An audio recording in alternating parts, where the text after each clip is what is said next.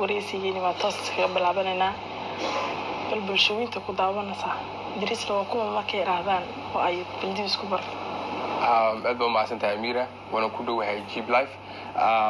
haddii la weydiiyay Idris la yaawaaye Idris waa wiil dhalinyaro oo reefjiga ku dhashay ku soo barbaaray waliba gaaraan laantawada in salaamay de waqti badan social media ku jira dadkii wadada idin furay baan ku jira way idin xalxaalay idin kula caad ba soo gasheen marka intaas weeyaan qof baahaga mugtay oo amba ka horeeya dadna anaga waxa dad badan ma naga dambeeya muslimiin naga dambeeya idinku waa albaabku si qabay Djibouti meel waxay ahayd aad ku hami jirtay weliga barnaamij kasta oo aad ka hadashid Djibouti ku dari jirtay adoon weliga arkin Djibouti markii waxa filan kugu horeysay Djibouti maado wad ka dhaxqadaysaa wad ka dhax baashaasha ilaahay Djibouti soo dhaweynteeda iyo dad joogay dadka sidii baad aragtay aad ba maasantahay horta mar walba waxa la wixii wanaagsan baa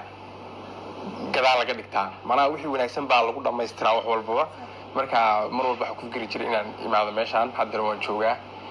ما شاء الله سودوين تأدبوا في عين ضدك أدبوا ناقصين دولك سوق ما شاء الله أدبوا قروح بدن جاي هل هذا كويك ولا قبصدي وحول ولا قبصدي إيزي كتاي ما جوبن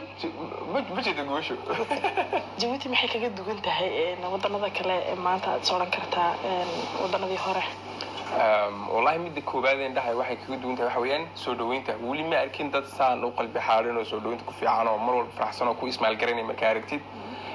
مركز سودوين ته أي تشبوت لمبرون كتاي لمبرتو ما جرني وضع صقري لكن لمبرون تشبوت له هاينا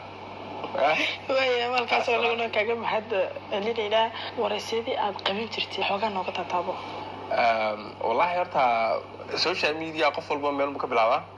دا وريتها ورثة كبلاوي حدث فنان تهيس بالقاضي أنا ورينا ما هين لكن وريه كبلاوي